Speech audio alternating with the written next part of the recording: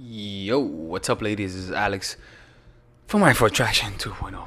So, today's video is going to be about what to do when you cannot change. This is something that everyone struggles with. That there are some aspect of your personality, some aspect of your life that no matter how hard you try, you just cannot change it. And that's everyone, man. I mean, trust me, Obama, I bet Obama, there was some parts of Obama that he couldn't change. There's just a certain aspect to ourselves that's very, very difficult to change.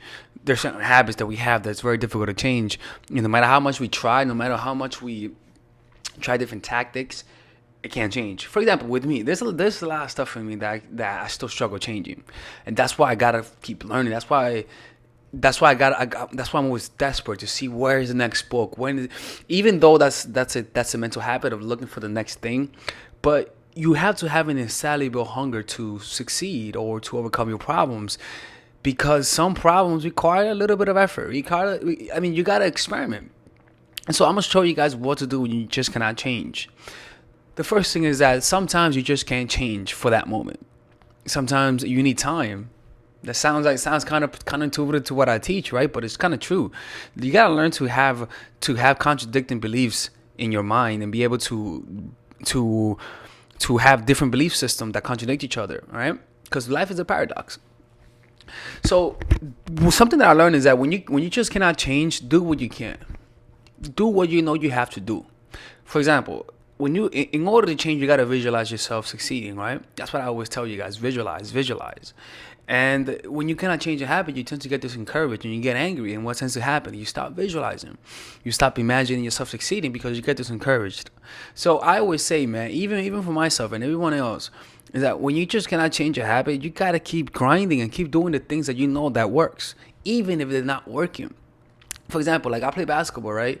And I remember when I first began shooting the basketball, they taught me that you gotta shoot with one hand about 15 minutes a day, so that you could get the release down, right? Like right, and then do it two-handed, right? And in the beginning, I did it for like 2 months, and I got results, but it wasn't the results that I expected. But even though I sucked at it, I still said to myself, you know what, let me just close my eyes and trust the fundamentals. Let me just close my eyes and trust the fundamentals. Focus on practicing and don't care about what happens next. Just do what you know you have to do.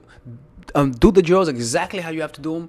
Even if you're not seeing the results in the game, just do them. Just trust the process, like the Sixers say. And I did it. And something just clicks. Like when you keep going at it, even if you're struggling, even if you notice the habit is not changing, there's gonna be a moment when it just clicks. And that clicking moment is a moment that you get to say to yourself, how was this hard?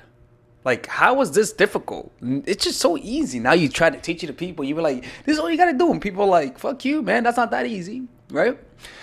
And so that's something that I learned with different things that I struggle with, is that sometimes when it comes to certain aspects of your personality, like let's say you're just an angry person. Some people are just angry, and like no matter what you try, you notice that it's a little bit more difficult for you than everybody else. And so what you have to do is just trust the process. Close your eyes, literally and figuratively speaking. Close your eyes and just walk through the fucking fire. Just do what you have to do. Visualize yourself achieving your goal. See that consistently. If you notice that that's not working, fuck that. Google different tactics. Keep Googling. Keep going at it. Keep YouTubing. Keep watching my channel. That's definite. Keep watching my channel, all right? Don't fucking do that.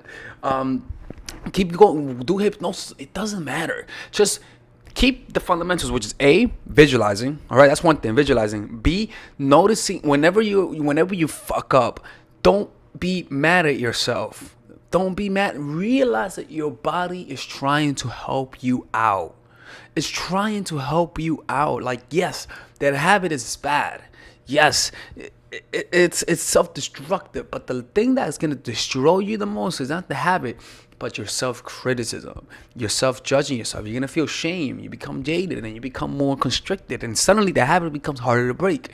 You have to be compassionate with yourself. And when you notice yourself indulging yourself in the habit that you cannot be indulging in, like getting angry, screaming at people, smoking cigarettes, smoking alcohol, not smoking alcohol, but still, like those habits, yeah, they suck ass, man. I'm telling you.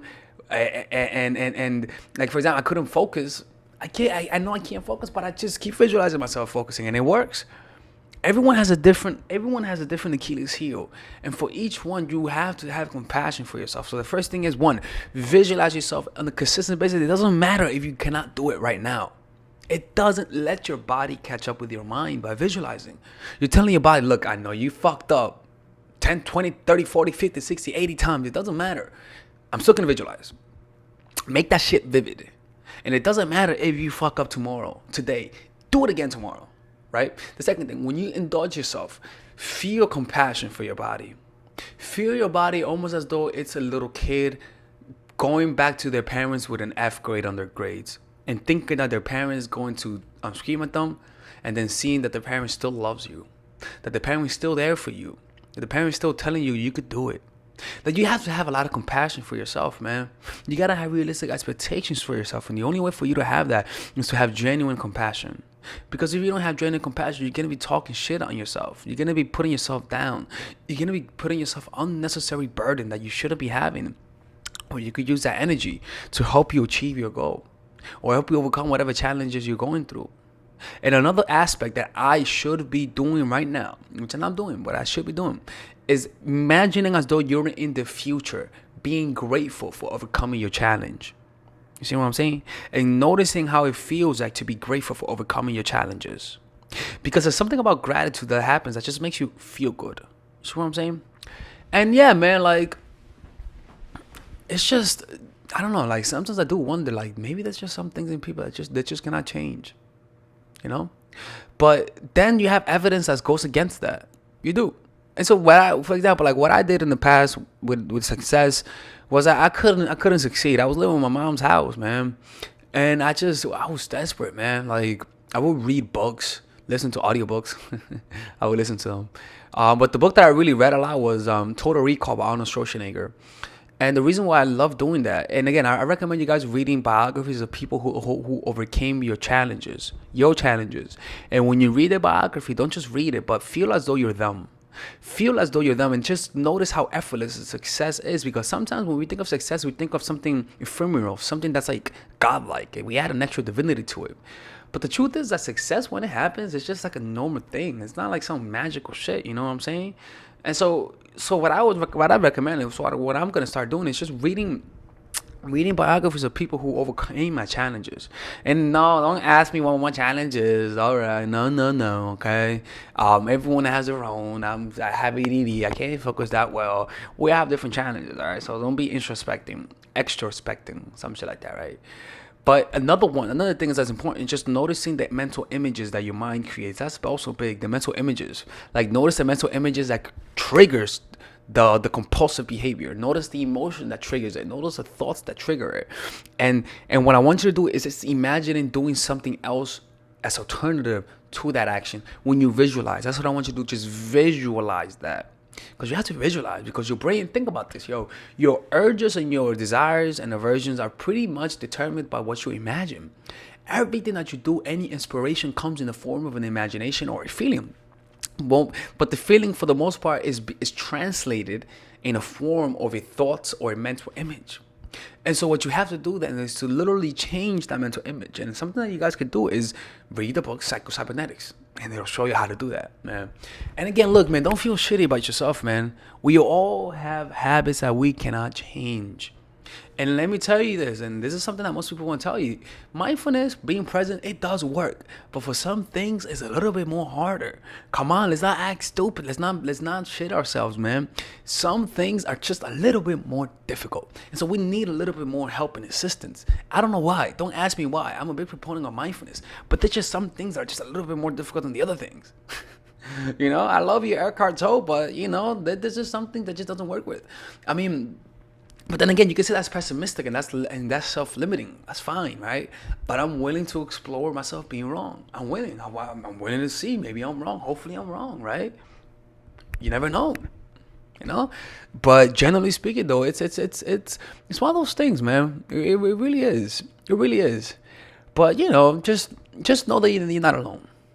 You know, just know, I struggle through shit too, man. You know, like, look at this. Can you guys tell I'm a little frustrated? Yeah, I'm a little frustrated right now. You can't do nothing about it, man. Like, you gotta realize that your brain is pretty phenomenal. It's a phenomenal structure that we have in our heads, and it's able to do things that we just cannot imagine. But we have to be patient with it and be compassionate with it, and realize that a lot of the times it's really trying to help you out, like trying to help us survive. It's not really there to help you be happy. It's just trying to help you survive, and you gotta be compassionate with it. Compassionate with your body, compassionate with the way that your body reacts, because again, it's trying to help you out. It's trying to help you out, like Donald Trump would say. It's a beautiful brain. We're gonna build the most beautiful brain. People think it's like a Trump supporter hat. People go up to me like, "Hey, you're a Trump supporter." I'm like, "Damn, bitch, fuck you. Are you really that confrontational about it that you can approach a stranger asking me if I'm a Trump supporter? Are you fucking crazy, girl? The fuck is your problem?" Yeah, that actually happened. That actually happened. I haven't been in a good mood today, man. Lately, it's whatever, man. I know this is not how most mindfulness teachers are. Like they're all like spiritual and shit, right? You got the psycho YouTuber who spazzes on people, right? But whatever, man. Yo, man, have a good day, man, and you guys are gonna see me tomorrow. Okay, bye bye.